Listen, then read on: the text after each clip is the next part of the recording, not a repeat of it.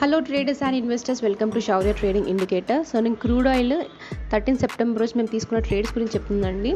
So morning అయితే ఇక్కడ ఒక నా కాల్ ఎంట్రీ వచ్చింది. స్టాప్ లాస్ 12 పాయింట్స్ పెట్టాను నేను టార్గెట్ వచ్చేసి ఈ ప్రీవియస్ హై ఉంది కదండి, సో ఇక్కడ పెట్టాను. కాకపోతే మార్కెట్ అనేది మళ్ళీ రివర్స్ వచ్చింది కదా, సో ఇక్కడ ఈ లెవెల్లో నేను ఎగ్జిట్ అయిపోయానండి. అంటే 9 పాయింట్స్ అంటే కాస్ట్ ఎగ్జిట్ అయిపోయాము. అండ్ నెక్స్ట్ వచ్చేసి నాకు మళ్ళీ అరౌండ్ 240 ఆ టైంలో ఒక ట్రేడ్ వచ్చింది. సో మళ్ళీ నేను కాల్ ఎంట్రీ తీసుకున్నాను. సో ఇది కూడా నేను ప్రీవియస్ హై ఉంది కదా, అదే నా టార్గెట్ పెట్టాను. సో అక్కడైతే టార్గెట్ వెంటనే హిట్ అయిపోయింది. అండ్ తర్వాత నేనైతే స్టాప్ లాస్ ట్రైల్ చేస్తున్నాను.